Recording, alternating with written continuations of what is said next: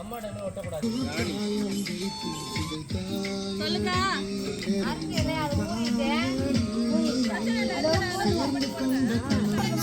கொண்டு கேள்வி கேட்கிறேன் சாகும் வரையில் கூட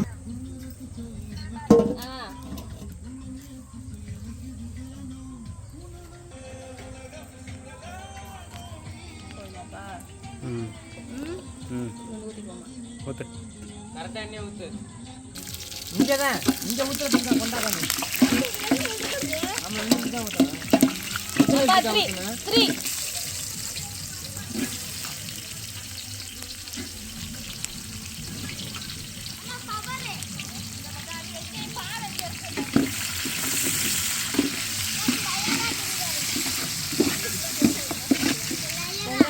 அப்படியே போட்டிருக்காங்க. வாய்ஸ் வருதா? திஸ் இஸ் வெங்காயம், பிரியாணி வெங்காயம். சொல்லு மறுபடியும். பச்சை மிளகா வாசம் கழிச்சிரு. நல்லா கோல்டன் கலர் வர வரைக்கும் வதக்கி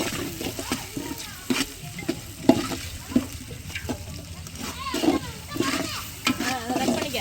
நல்லா காளி பழம் மலை சாரல் மாதிரி போடணும். ஓகே.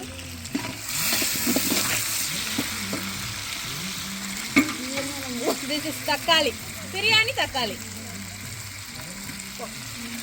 சீக்கிரம் வதங்கும். சொல்லு.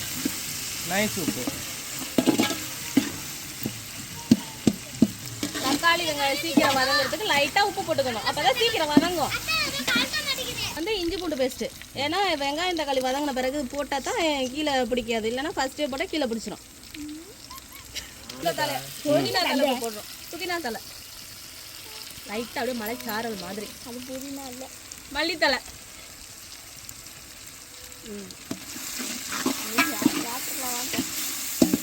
நல்லா வதக்கணும். கருவேப்பிலை பக்கில போட்டுக்கிறோம். இது வந்து ஆப்ஷன் தான், வேண்டானா ஸ்கிப் பண்ணிக்கலாம். அப்படியே தயிர் 2 பாக்கெட். குடி 2 பாக்கெட். கரண்டி உங்கள் காரத்துக்கு தக்கன நீங்கள் போட்டுக்கலாம். எங்களுக்கு காரமாக இருந்தால் தான் பிடிக்கும், அதனால காரமாக போடுங்க. சும்மா கலருக்காக.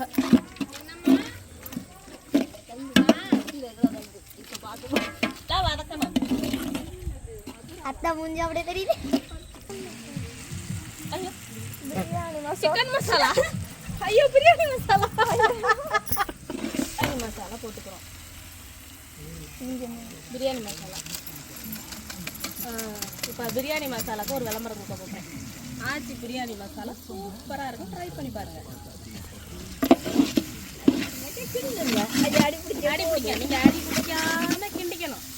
பச்சை வாடை போகிற அளவுக்கு நல்லா கிண்டிக்கணும். நல்லா கலரணும்.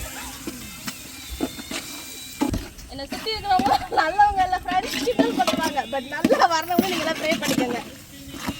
இப்போது நல்ல ஒரு பேஸ்ட் பக்குவத்துக்கு கொண்டு வந்தாச்சு. க்ளோஸாக கொண்டு வா. பேஸ்ட் பக்குவத்துக்கு வந்துருச்சு. இப்போ இதில் 2 கிலோ சிக்கனை போட போகிறோம்.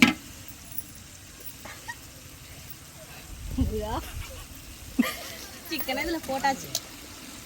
நல்லா அலசி வச்சுருக்கேன். 2 பேர் போட்டு சேர்ந்து அலசணும். நானும் என் தங்கச்சியும் நல்லா அலசி வச்சுருவேன். க்ளோஸில் கொண்டு வாங்க. பிரியாணிக்கு வந்து நல்ல பெரிய சைஸில் சிக்கனை வாங்கிக்கோங்க. என்ன தனியரே எப்படி இருக்கு?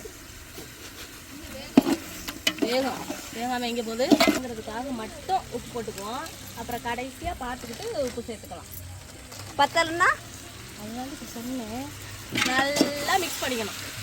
நல்லா இது வந்து தண்ணி வெளியில் வரும். வாழைக்கு தெரியாது இல்லவா? சரி போட இருக்கிறியா? மஞ்சள் லைட்டாக போட்டுக்கோங்க. வேணுண்டா போட்டுக்கோங்க, இல்லைன்னா வேணாம். போட்டால் நல்லா மறந்துட்டோம். கவுச்சி அடிக்காது, அதனால போட்டுக்கிட்டாச்சு. அதை ஃபஸ்ட்டு போடணும். எடுத்து தண்ணி இதை வந்து ஆட் பண்ணிக்கிறேன்.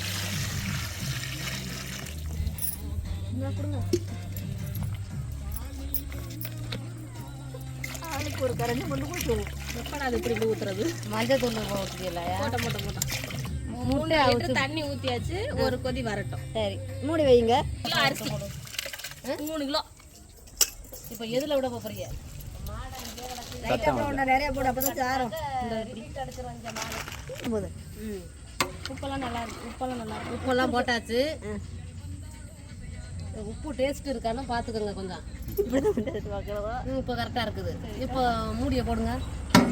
இது இப்போ மூடியை போட்டுட்டு அப்படியே எரிச்சு விட வேண்டியதுதான். சரி எரிச்சு விட்டு அப்படியே இறக்கி வச்சு அந்த நெருப்பட்டி மேலே வச்சிங்கனாக்கா பிரியாணி ரெடி.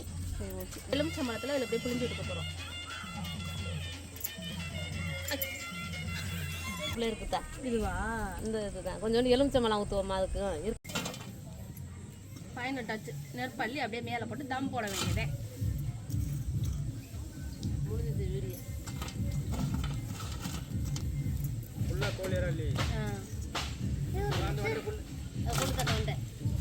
மல்லி இலைகளை தூவி அப்படியே இறக்கிற வேண்டியதுதான். இப்போ அங்கே மட்டும் அரிசியா இருக்கு பாருங்க ஃப்ரெண்ட்ஸ், எப்படி இருக்கு பாருங்க. நல்லா வெந்திருக்கு, சூப்பராக இருக்கு. இதே மாதிரி நீங்களும் ட்ரை பண்ணி பாருங்க.